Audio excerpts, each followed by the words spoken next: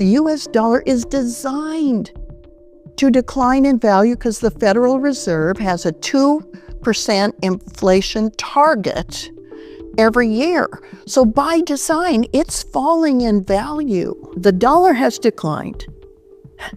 Bitcoin has grown that whole time. And it has grown, if you look at its history, about 55% each year. And of course it fluctuates, but it's fluctuating upward, where the US dollar is fluctuating less, but fluctuating downward. What the government did to Americans by debanking them should never happen again. It is unconscionable what they've done to the American people.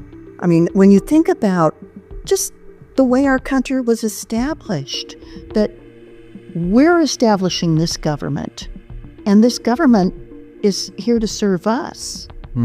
Well, it's been flipped on its head. It is so it's almost unbelievable that our government would do this to us, but they have. And we're going to expose it, and we're going to remediate this and make sure it can never happen again in this country. We saw it happen in Canada. In a discussion about Bitcoin's growing influence, Senator Cynthia Lummis outlines a bold proposal: the creation of a strategic Bitcoin reserve for the United States. This initiative aims to leverage Bitcoin to reinforce the US dollar and significantly reduce the national debt. Senator Lummis believes Bitcoin can serve as a strategic asset for the US, similar to how gold was once viewed. Here's why. Bitcoin is seen as a hedge against inflation due to its limited supply. Unlike fiat currencies, which can be printed at will, Bitcoin's supply is capped at 21 million coins. This scarcity can help preserve the value of the reserve in times of economic uncertainty. Incorporating Bitcoin into the national treasury could diversify the country's assets, reducing reliance on traditional assets that may be subject to inflationary pressures or geopolitical risk. Before we delve into the video, if you want the latest crypto news, market updates, and expert insights from the top minds in the industry, be sure to hit that subscribe button and turn on notifications. Stay informed, stay ahead, and never miss an opportunity in this ever-changing world of the financial market. Thank you for subscribing to our channel. Senator Lummis suggests that profits from Bitcoin holdings could be used to pay down the national debt, addressing a significant economic challenge. Bitcoin's decentralized nature means it is not controlled by any single entity, making it resistant to censorship and manipulation. This can provide a level of financial sovereignty and stability. Let's watch Senator Cynthia Lummis's video interview. I did raise it at Bitcoin 2024 in Nashville, and I spoke right after President Trump. And I thought, oh my gosh, this is going to be the most anticlimactic remarks anybody's ever given coming after Trump. But the wonderful thing was that President Trump advocated in his remarks, which preceded mine, for a strategic Bitcoin stockpile. And so it gave complete entree for me to roll out the Bitcoin Act. What it will do, as you just said, is create a strategic Bitcoin reserve of 5% of all Bitcoin over a 5-year period, and then hold it for 20 years, as you just pointed out, not by raising taxes and investing in Bitcoin, but by using existing assets within the Federal Reserve System and Treasury.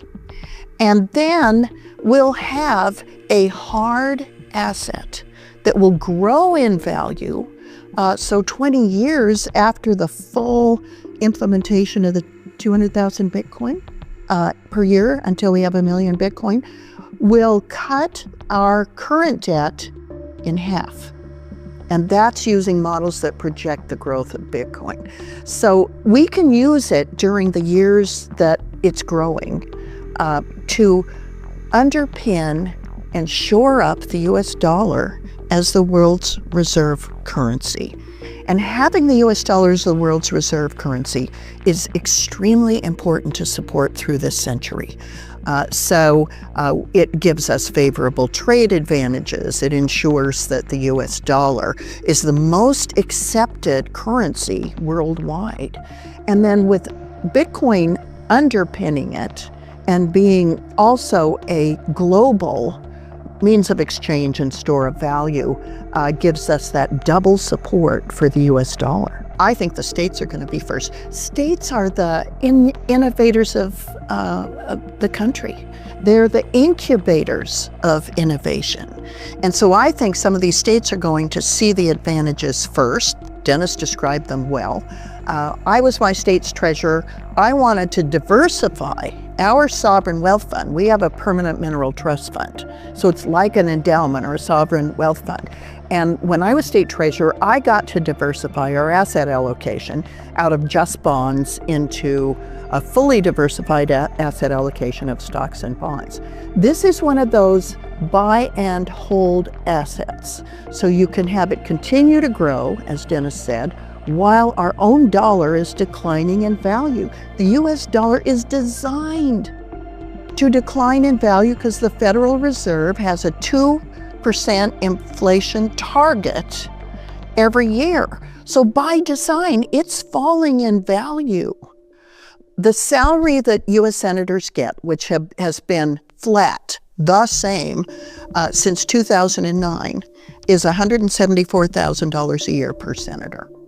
Today, that salary that I was paid when I got here in 2009 buys about $122,000 worth of rent, food, and living expense for here in Washington.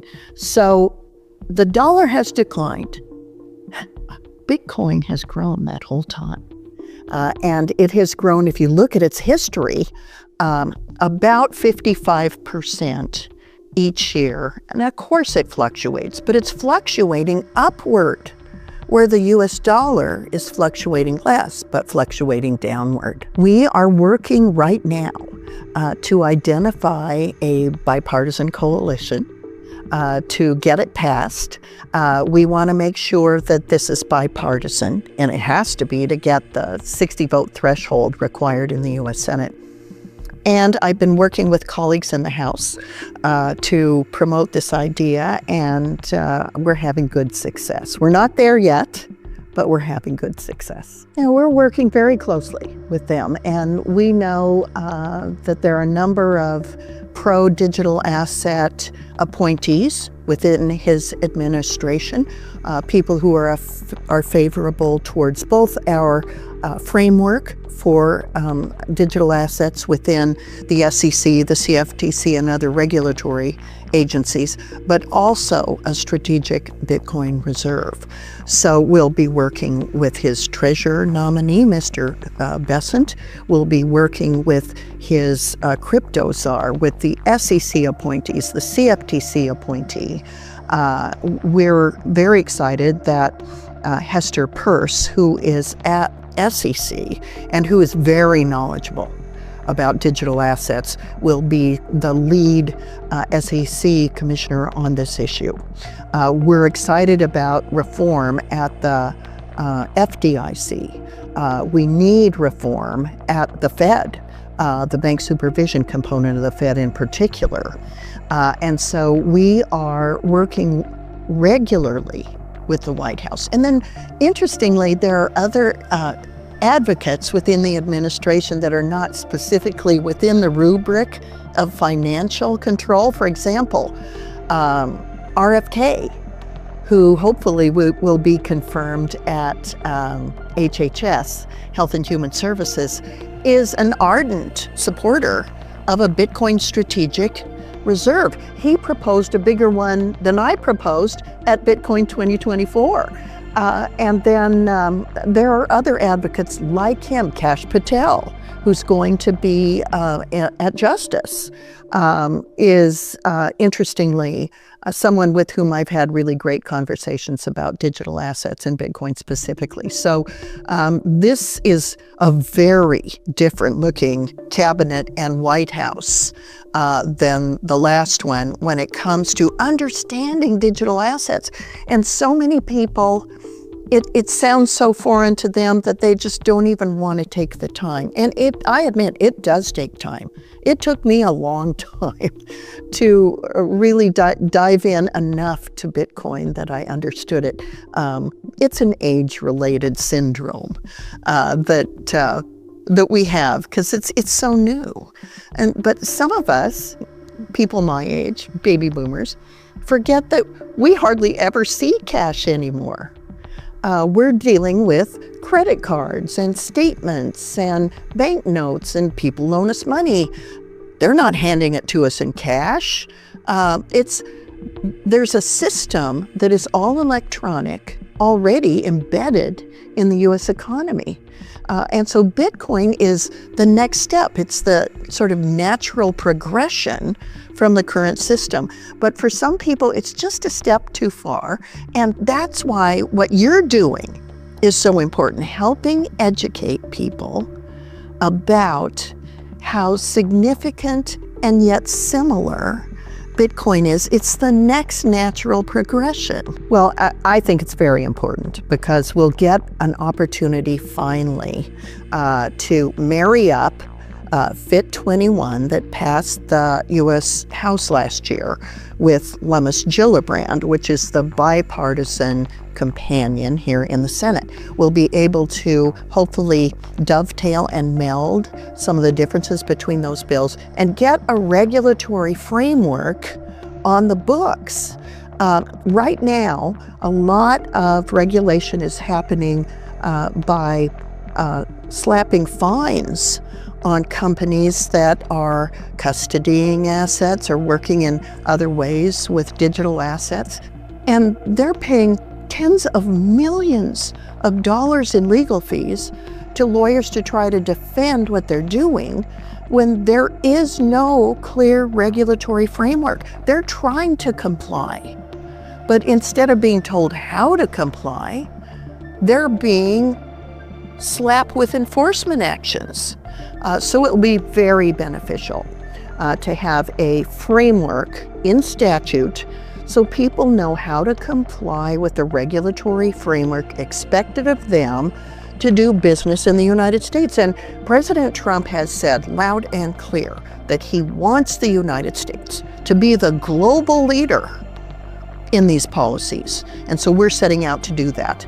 So also with the framework, we want to make sure that there's a stablecoin bill.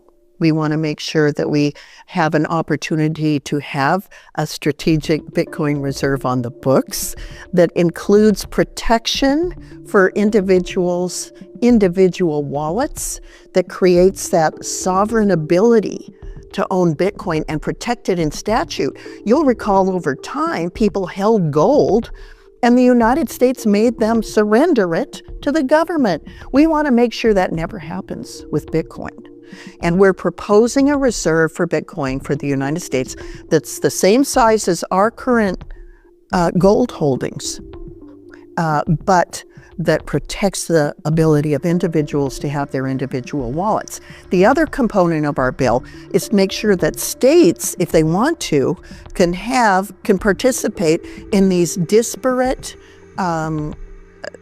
holdings of Bitcoin that are extremely secure and protected. So we think that this bill is the right framework to move forward. So those are the three early priorities. There will be others. We will be holding hearings on Choke Point 2.0. Honestly, it's shocking how the past administration debanked digital assets, oil, gas, coal, ammunition, guns. The Trumps were debanked. They were at Signature Bank. Gemini was debanked. Silvergate Bank was assassinated. It was never insolvent, and they drove it out. What the government did to Americans by debanking them should never happen again. It is unconscionable what they've done to the American people. I mean, when you think about just the way our country was established, that we're establishing this government, and this government is here to serve us. Well, it's been flipped on its head. At the FDIC, at the Fed, and elsewhere within government, they want us to serve them.